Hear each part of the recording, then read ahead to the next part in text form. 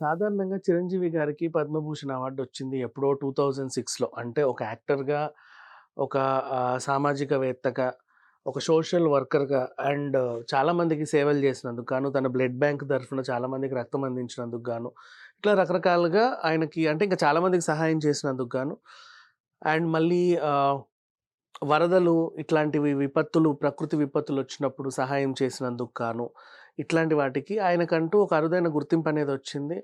So, హ్మ్. మంచి అవార్డే. ఒకప్పుడొచ్చింది 2006లో అది ఎప్పుడో ఆయన ఆహ్, హీరోగా కొంచెం ఒక మంచి పీరియడ్‌లో ఉన్నప్పుడనమాట.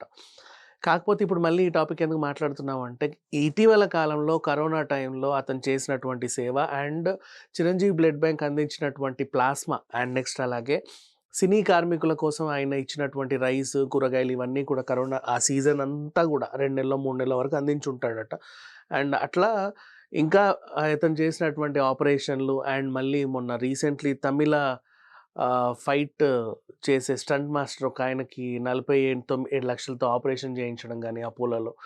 ఇట్లా చాలా చాలా సేవా కార్యక్రమాలు చేసినందుకు గాను అండ్ ఆయన పేరు చెప్పి ఆయన ట్రస్ట్ చిరంజీవి ట్రస్ట్ తరఫున కూడా చాలామంది అనేక రకాల సేవా కార్యక్రమాలు చేసినందుకు గాను ఆయన్ని పద్మవిభూషణ్‌తో కేంద్రం సత్కరించబోతుంది. అండ్ ఆ విషయాన్ని మనకు జనవరి 26 రిపబ్లిక్ డే సందర్భంగా తెలియజేస్తారని కూడా ఒక వార్త వైరల్ అవుతుంది. మరి ఎంతవరకు నిజముందో తెలీదు. కాకపోతే ఏంటంటే ఆల్రెడీ పవన్ కళ్యాణ్ గారు రాజకీయంగా వాళ్ళతో పాటు అంటే బీజేపీతో పాటు కలిసి పనిచేస్తున్నాడు. అంటే మొన్న తెలంగాణ ఎలక్షన్‌లో కలిసి పనిచేశారు. సో, వాళ్ళకి సన్నిహితంగా ఉన్నాడు కాబట్టి, చిరంజీవి గారు కూడా ఇంకొంచెం వాళ్ళకి అనుకూలంగా మారితే వచ్చే ఎలక్షన్‌లో కొద్దో గొప్పో మైలేజ్ వస్తది అని చెప్పి బీజేపీ భావిస్తుంది అన్నట్లుగా అందులో భాగంగానే చిరంజీవి గారిని జస్ట్ ప్యాంపర్ చేయడానికి మాత్రమే పద్మ అవార్డ్ ఇస్తున్నట్లుగా, పద్మవిభూషణ్ ప్రకటించబోతున్నట్టుగా వార్త హల్చల్ చేస్తుంది. మరి ఇందులో ఎంతవరకు నిజముందో తెలియాలి అంటే మనం రిపబ్లిక్ డే వరకు ఆగాల్సిందే. Thank you so much.